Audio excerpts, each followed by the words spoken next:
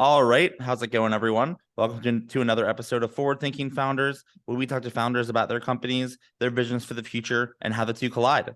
Today, I'm very excited to be talking to Dan Zavorotny, who's a co-founder of Nutrisense. Welcome to the show. How's it going? Hey, it's going well. Thanks for having me. It's a little snow in Chicago, but it's still Ah, fun. you're in Chicago. It must be like very, very low on the temperature side, right? This is the warmest winter in a long time. Usually I'm used to pipes bursting because it goes negative 20 degrees and you have no hot water for like a week. But this year around, we've actually had a couple 16, 70 degree days, which is insane for February, January. I mean, this is the winter city, right? Yeah, totally. I live in Arizona, and I would say 60 is like getting on the cold side for our winter. So it's all Yeah. perspective for sure. Yep. Well, I appreciate you being open to coming on to the podcast. Looking forward to learning more about what you're working on. For people that haven't heard of your company, what are you working on? What is Nutrisense? Sure. Nutrisense is a metabolic prevention company. So the idea here is we provide you with hardware, software, data analytics, and personalize humans to help you understand your health in real time and let you drive decisions that make you own your health rather than react to your health. And what I mean by that really is we give you this thing called device called continuous glucose monitor. And you guys might have heard this before. Uh, Historically, type 1 diabetics have been using them to manage their disease. But we've realized that this is a good device to really understand how to catch things ahead of time in order to prevent disease from happening in the first place. A lot of people ask, like, well, why I want to wear something that's been around for managing disease? And there's a couple of factors. Number one is right now in the US, 1/3 of Americans are pre-diabetic. I mean, so think about that. That's three people sitting in a room, one of three people is pre-diabetic. That's 89 million Americans, right? I think we as Americans are incredibly great marketers. And as much as we're great at marketing, the negative part of that is we're also great at marketing terrible food for you and a lifestyle that is not sustainable. And so a lot of these diseases, like prediabetes, diabetes, heart disease, are oftentimes due to poor lifestyle decisions, right? They didn't exist a century, 2 centuries ago. Why are they existing now? And so we basically said, what if we give you this piece of hardware that tracks glucose in real time and also provides software analytics on top and a human? Everyone these days throws around the word AI, AI, everything's AI. And so we see companies in the marketplace that go from AI and a lot of the consumers simply get overwhelmed, right? The average person we call a lot of times Minnesota mom, she's like an accounts payable at some company. She doesn't have time to sit there and learn about AI and how this works. And there's the other side of things where it's a spectrum where everything's super manual, a human being just doing manually.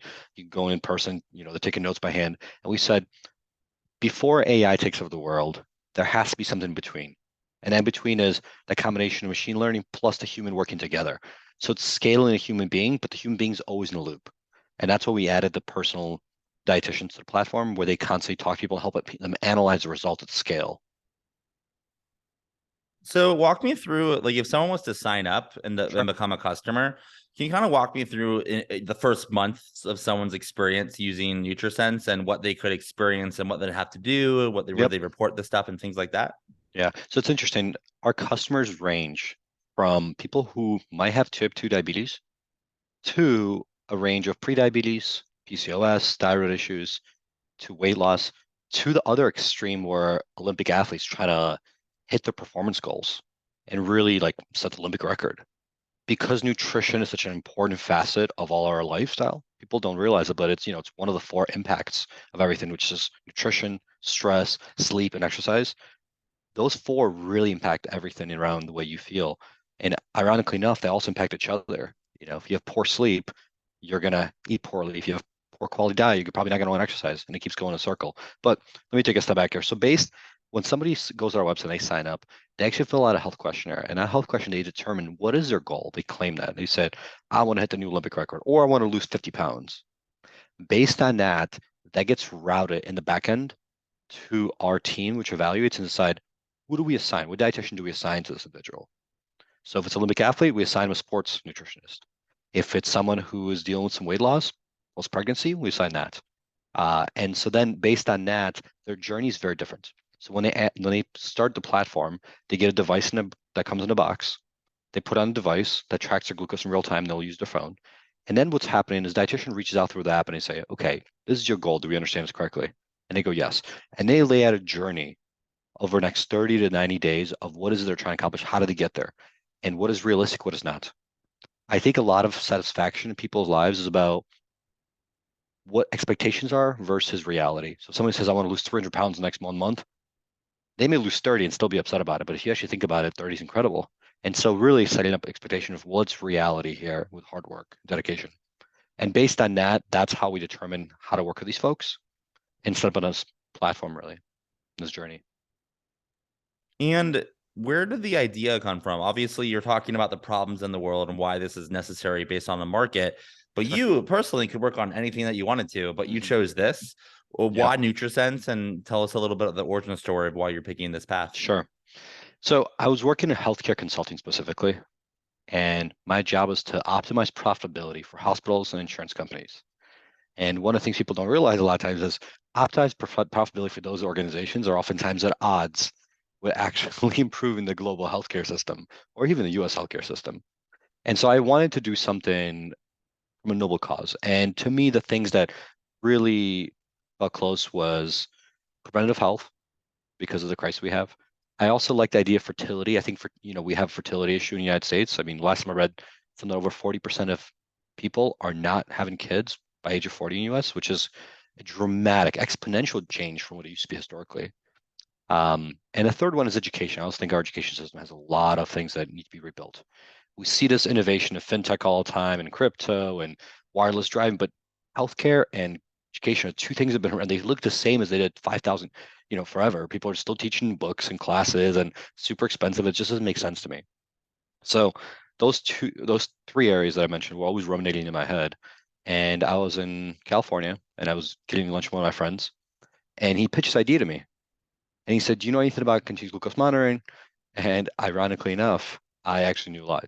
One, my sister's type 1 diabetic, so I've seen the hardware itself go from insane prices like $5,000 to become more affordable and also just improve dramatically. Second part is I was working a system, so I understood the business of healthcare and how it's changing dynamics. The third part is I have this passionate goal that I want to try. And there's always that point in life where you're like, if you don't do it now, it may be a little late, right? There is always this part where, if you have a family of kids and you just can't just quit and just do some crazy because you have someone's support. And this point in my time, I said, okay, I'm in this point where I'm getting close to that situation where I won't have opportunities later, but at this point I do. So why not take that chance? And the worst case possible, it doesn't work out, and then I go get a job. But jobs are plentiful. And so that's how we started it. I quit my job 2 weeks later and we started Nutrisense. The irony of this is the way we started, my co-founder, Alex, he's been a serial entrepreneur prior to this, and he comes from engineering side. So I quit my job and he says to me, all right, so there's really the beginning two parts, build and sell. What are you going to do? And I said, well, mine is finance strategy. I can do budgeting, financial planning. I could do some controlling, some analysis. And he's like, what are you talking about? There's two of us. There's no money in our bank account. What do you? And I was like, all right, okay, then I'll build. What do you want to build? He's like, go write some code. And I was like, I don't know how to write code. Remember, I'm finance, healthcare consulting, strategy, and I'm like, all right, well, I'll write out the strategy models. Again, what are you talking about? So he said, all right, well, do you want to market? And I said, well, I don't know how to market either. So he's like, so what the hell are you doing here? And I looked at this guy and I said, I wish you told me that prior to me quitting my job. And his panic set in. I was like, oh boy, do I have the shame of going back and telling my boss, like, hey, can I please come back? I had a very high paid job where my job was travel the world and just network with CEOs of big corporations and have nice lunch and dinners. It was really fun. Wasn't very stressful, but very exciting. Or do I try to figure this out? And I said, you know what? Let's give this a go. And the first thing I did was go to Google and type in how to market on the internet. And I just created this big Excel file with hundreds of strategies. Pinterest, Twitter, Facebook, Instagram, SEO, billboards, train billboards, like everything you can imagine, like checkout counters at grocery stores. And then I basically made this big file and I went to my co-founder. I'm like, all right, what's my budget? And he goes, zero. Like, what do you mean zero? And he's like, well, we don't have any money to do this. And so we have to show product market fit before we raise any money or get anything going. I'm like, all right, this is interesting. And so then I just started going through what's free. And I went through this one by one over, I think I had like 150 strategies on there. And I was left with like six that were free. And then I just started executing those six. And then out of those six, two worked, four did not work. And that became for us influencer marketing and also marketing in Facebook groups, right? And I started doing those and I started working a little bit. And I think within 2 weeks went from like this fear of like, why did I quit my job to 2 weeks later, we had something like 16 or $17,000 in revenue, recurring revenue. And then he said, can you go do more of that? And I said, okay. And then they got to 30,000 next month, to 50 next month. It just kept going up and up. And then I hit a point where I was like, all right, well, I'm spending all my time doing this. And he's like, oh, well, now you got to figure out scalable. First, the unscalable. You do the unscalable stuff. Let's do scalable stuff. And I'm like, well, what do you mean? He's like, well, now we have some money, right? Because we have some of this revenue. Now let's use this scale. So then it became more scalable channels, the Facebooks, the Googles, Instagrams, and try to relearn that. And over time, we built up, and we're about 3 years and 3 months into the company, and we're now about 175 full-time people working here. So made some progress in time. Yeah, totally. That's an incredible story. Appreciate you sharing that. And like, because you came from such humble beginnings, just two of you, you didn't have these skills, and now you obviously have those skills and more. Where do you see the company going? I mean, if you were to look into the future, 5, 10, 15 years, like what does that Nutrisense look like then? And what's your big vision here? Yeah, I mean, I think the big vision for us is this. We think that the world of hardware is going to change. Right now, we're tracking just glucose. We think that over time, hardware is going to track more than glucose. It's lactic acid, it's ketones, it's testosterone, estrogen. Really track as much hormones possible in real time. Number one. Number two is annual physicals. People do these annual physicals. We want more of that data to ingest and really provide people context of what's happened in their body. If you think about the current methodology of the way medicine works is you go to your doctor annually, sometimes even once every 2, 3 years. You do your annual physical and they tell you, looks like some numbers are off, cholesterol, your lipid panel, whatever it is. And you ask him, what do you do? What do I do? And the doctor goes, work on more and eat better. What does that actually mean? And what if I've been eating better? Or like, how do I improve this? And so idea of having this context over time, that's the goal. So the doctor can just open a portal and see, oh, they've been eating XYZ. And actually eating better for Matt is definitely eating better for Dan. And we see this all the time. I mean, like we see this with coffee. There's people who have coffee and it's incredibly actually good for them. Other people, it's incredibly bad for them. And other people, it's neutral. And so when we see these studies, the problem with all the research we see coming out is that it's all about the averages. And averages forget that, if it's terrible for you and it's great for me, if we average it out, it's actually okay for both of us, right? But the irony for individuals is terrible. And we see this over and over. And that's the problem. When people just use averages, we need to personalize things. I mean, I think a very critical thing I've seen a lot is, and this is something I'm just shocked by, is the difference between women and men when it comes to intermittent fasting. Intermittent fasting the last couple of years blew up, and everyone's like, intermittent fasting, lose weight, improve every single metric you could ever think about. And we see this where majority of men, we see some data because every single person, majority of men will see huge benefits of intermittent fasting. There's some exception, but a majority of men do. With women, once they hit like 16 hours of not eating, you actually see the inverse relationship, and you should start seeing negative impact because you see cortisol rising. It's actually causing their glucose to go up. It's causing adrenaline to impact negatively. And you see all these women getting negative side effects and actually start gaining weight from intermittent fasting and negative impact. And yet everyone says intermittent fasting, like for who? And that personalization makes people adjust. When they see that data, they're like, whoa, I should not be doing this. If I stop at a certain point, they're able to effectively get to their goals more faster. And so the goal here is to provide this personalization and with more data, but also we saw during COVID, people realized, wait, you don't need to get in a car and drive an hour to your doctor, sit there for 30 minutes. They talk to you for 2 minutes and then they give you some, generic advice. All of this stuff could be scaled and could be done online faster, digitally. And so idea here is over time, all health professionals should be more effective. We believe that over 85% of doctor visits don't need to happen in person. They simply do not. And again, people transition to this whole like, okay, I went from, in person to now I'm doing Zooms, but I'm only doing 10 a day. Why can't it be 100 a day, 200 a day, right? If it's effective. And that's the goal here. The goal is to really radically change the healthcare industry where health services both are scaled, so it's cheaper, while simultaneously people are getting more personalized advice. Because I think last time I looked, the number one reason bankruptcies happen in the US is because of healthcare bills. People get sick and they can't pay them. Yet the irony is that most of this shouldn't happen in the first place because the sickness happens due to poor lifestyle decisions over decades of time. People don't go from, hey, I'm healthy to have cancer tomorrow, from healthy to have diabetes.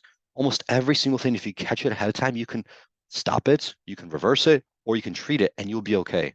And yet we are a country of prescribe, manage, and cut instead of prevent. And that's the ambition over time for us. And if there's people who align with this or want to become a customer or want to learn more, like where are the different places people can connect with you, like on the internet, or sign up Sure. as a customer if they want to connect with the Yeah, yeah. I brand? mean, on LinkedIn, add me on LinkedIn, Dan Zavorotny. Especially if you're a founder of a company, I love mentoring people. I think one of the things that I've learned very early in life, and I wish that I even learned earlier, is what not to do is more critical a lot of times than what to do. Because there's hundreds of things coming your way and you could do hundreds of things, and saying no to 99% of things is so critical. And so by having the ability to say like, hey, I've tried this, it didn't work, don't do this, you'll save hundreds of hours, and then you'll be like, whoa, then I can double down on what's working. So LinkedIn anytime. You can check out Nutrisense.io. Interestingly enough, we now own Nutrisense.com. You know, but we were starting a company, and Nutrisense.io was $7 a year. Nutrisense.com was like 40,000. So back then we couldn't afford it, right? So we had to buy Nutrisense.io. But we do own Nutrisense.com finally. It took us a little bit of time to get there. But you could check it out. Don't buy anything. You don't need to spend any money. We do have a ton of content, and all the content that I think you should read is about health. Sign up for newsletter, and it's all about how to improve your health long term. The goal here is to have radical change in healthcare. You know, if you look at right now, we all pay for insurance, yet most of us don't even use it. And yet it's one of the most expensive things that happens in our bill. Like, look, why are we paying for it? Our company's paying for it. And it's such low quality. That should be moved toward products that provide value and health outcomes and improvements, not simply for these enormous companies to generate profit. I mean, look at any of these enormous corporations, just how much every year profits keep improving, improving, improving. No matter market's good, market's bad, market's neutral, healthcare companies are constantly just making more profit, right? And that needs to change. They need to be accountable and actually drive changes in our health improvement as a society. I love that, and like, I'm sure people listening align with that as well. So, I mean, now they know they connected with you on LinkedIn. They can check you out on your website, and yeah, and they can learn more through your different content. I appreciate you coming on to the podcast. I think what you're working on is obviously extremely important to the world. But it also, like, even people listening to this interview, I think learn something new based on some of the things that you said. So thanks so much for coming on, and best of luck making this into the company that you envision it to be in 5, 10 years. Thanks, man. Appreciate it.